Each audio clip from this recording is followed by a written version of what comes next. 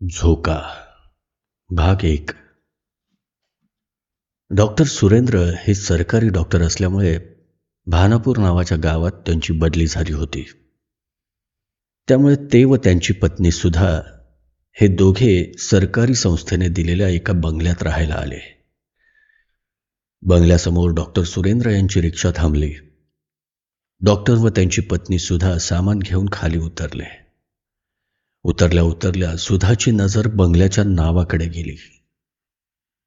चाहुल असं बंगल्याचं नाव होतं. त्याकडे बघून सुधा म्हणाली, नाव जरा विचित्रच वाटतंय नाही?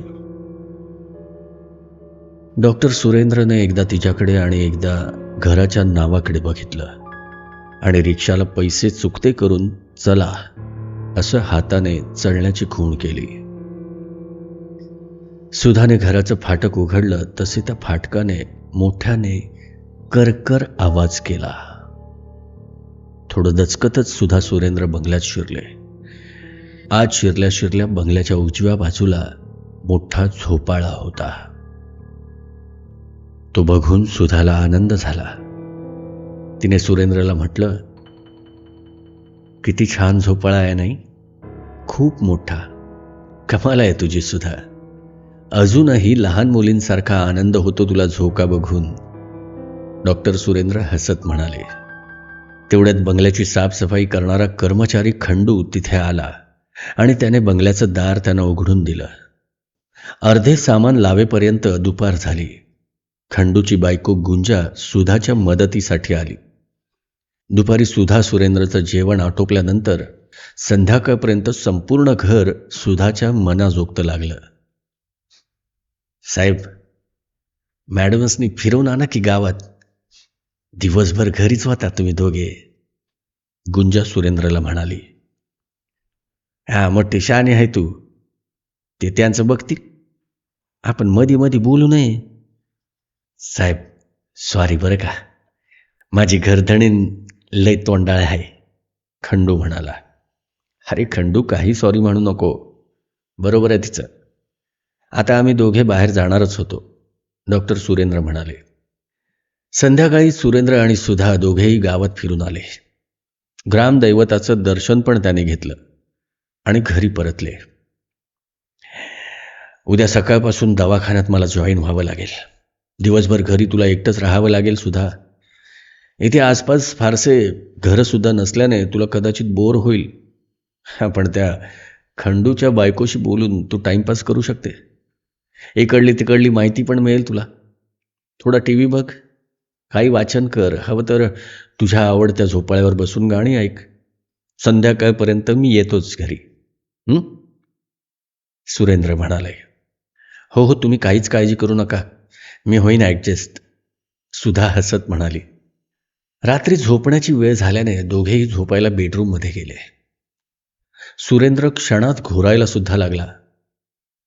पण सुधाला मात्र नवीन जागी काही झोप येत नव्हती. ती जागीच होती. ह्या कुशीवरून त्या कुशीवर होता होता मध्यरात्र झाली. समोरच्या रस्त्यावरील चौकातल्या मोठ्या घड्याळात 12चे टोल पडले आणि सुधा दचकून उठून बसली.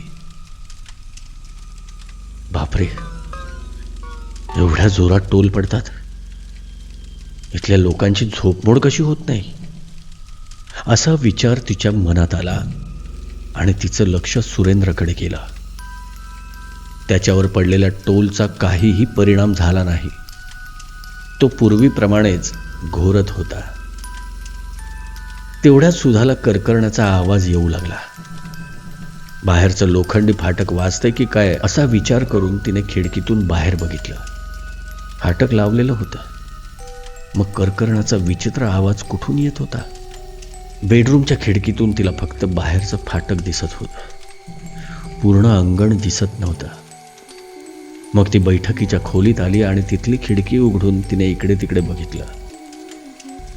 इतक्यात तिला दिसलं, अंगणाच्या डाव्या बाजूला असलेला झोपाळा करकरत वाजत होता आणि मागे पुढे हलत होता.